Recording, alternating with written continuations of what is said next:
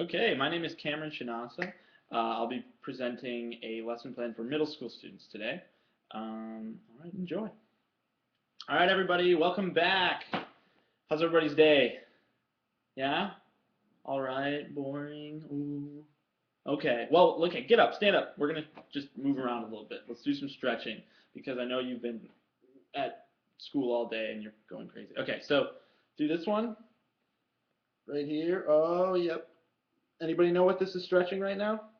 This muscle right here? Tricep, yep. And do one of this one. I don't know what muscle this stretches, but it feels good. And wiggle around like this and shake your arms out.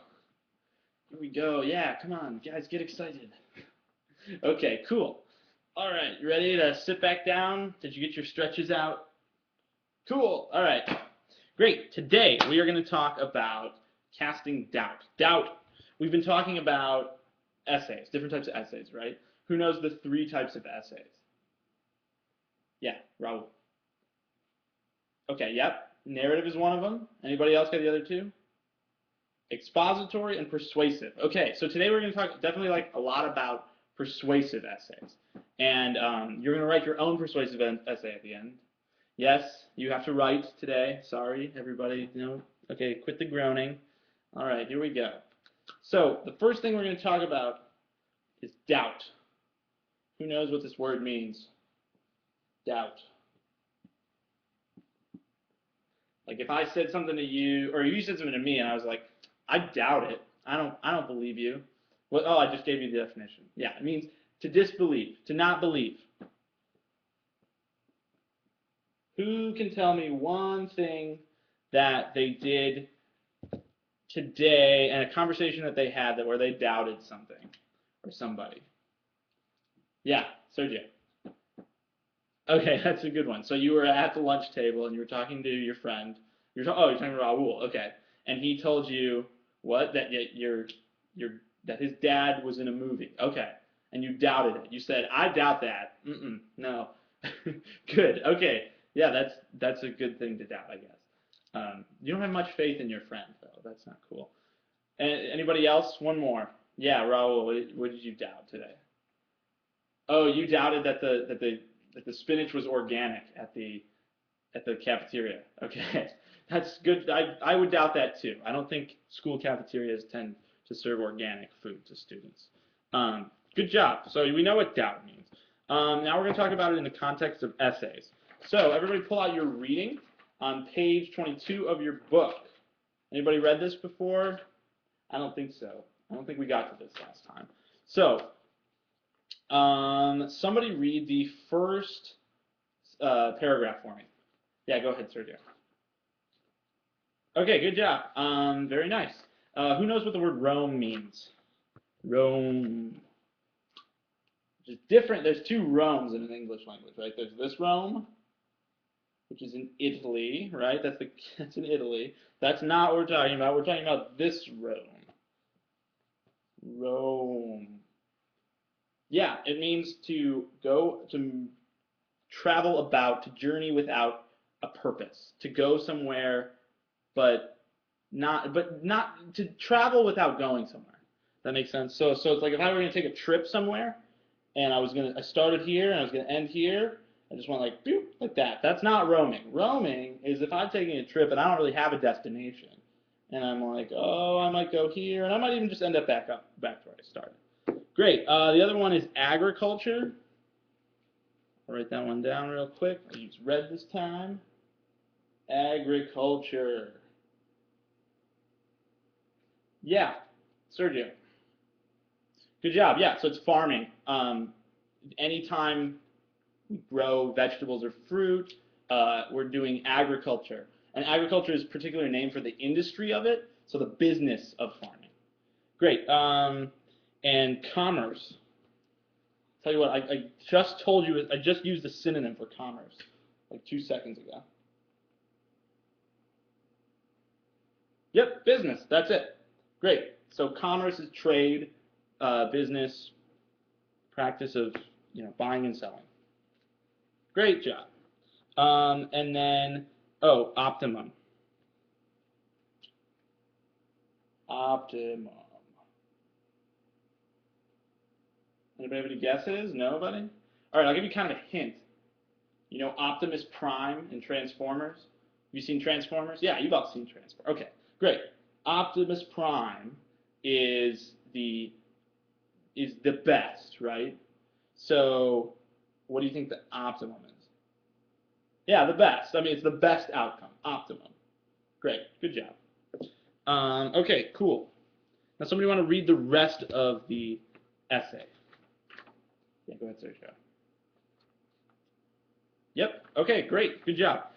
Can somebody sum up the main point of this essay to me? What is the main reason that this person is writing this for us right now? Yeah, Raul. To say that tigers are bad. Okay, yeah, that's kind of a loose way of putting it. Let's try to be a little more concise. Yeah, somebody back there. Somebody all the way in the back who never talks. Yeah, Jessica. Yeah, okay, so he's saying that hunting tigers and killing them did good things for humanity because we didn't get eaten by them primarily. Okay, so very good. Now we're going to listen to a listening exercise.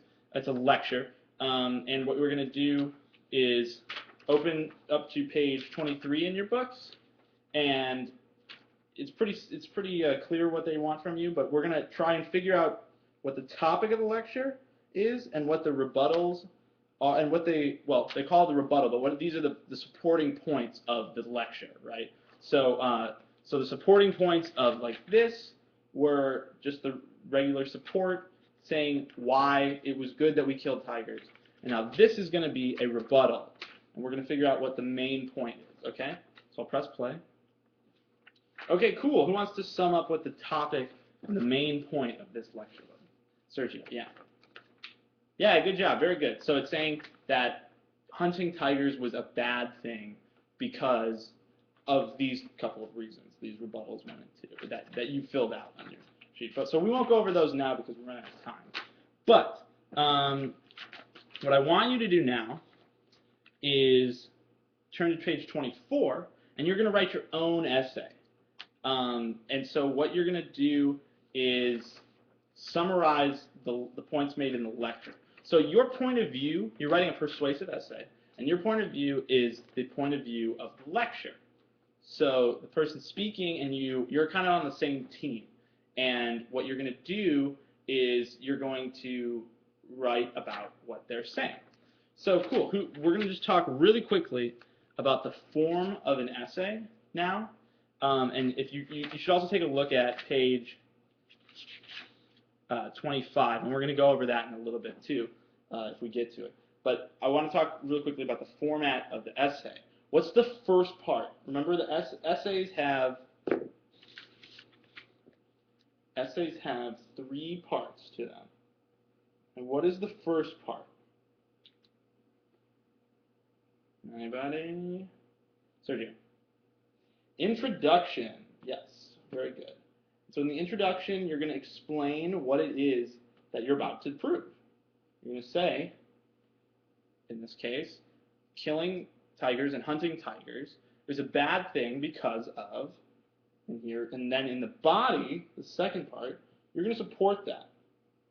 And so what you're going to do is you're going to, each paragraph, and this is going to be 2+ paragraphs, right? Each paragraph is going to have a main point, and then we're going to support that main point. But to strengthen our argument and show that we know what we're talking about and that we've read other things about this and listened to other points of view, we're going to write the rebuttal. Right? We're going to say the opposite of what we intend because we want to show that we know about this and we're going to prove it wrong. Right? Cool. Now the third part, the conclusion. What happens in the conclusion? Do we just restate the introduction? No, we do not restate the introduction. We are going to say some of the things that we've said in the introduction, but there's no point in writing the exact same thing twice. right? So we're going to say in the conclusion something new, right? That's an important point, and that's the challenge of the conclusion, is to summarize what you've already said, but to also tell us something new and come to a conclusion about it that we didn't necessarily have in the introduction. Great, so we're going to leave that alone. Now I want to direct your attention to pages 26 and 27. These are what are called transition clauses or transition sentences. And what you're going to do is you need to use these in your, I guarantee you will need to use these in your essay, because if you don't have transitions between your introduction, your body, and your conclusion, it's going to sound like three different things, right? We need to have it flow in one motion towards the end, right? Does that make sense when I say it has to flow? It has to sound like you're talking, kind of, right? It has to be, you have to make a transition from one part to the next. That's why they're called transitional clauses. So I have a few here. And tell me what part of the essay you think this would come in. A good example of. No, not the introduction. A good example. If we're giving an example, we're giving support of something, correct? Yeah, great. Okay, so the body. Okay, so we're going to put it in the body. And then here's another one, for example. In summary. What do you think? In summary. Or summarizing. I just talked about it in the conclusion. Yep. So we're going to show all of our evidence, and then we'll say in summary, and we're going to pull that all together into a cohesive argument. Great?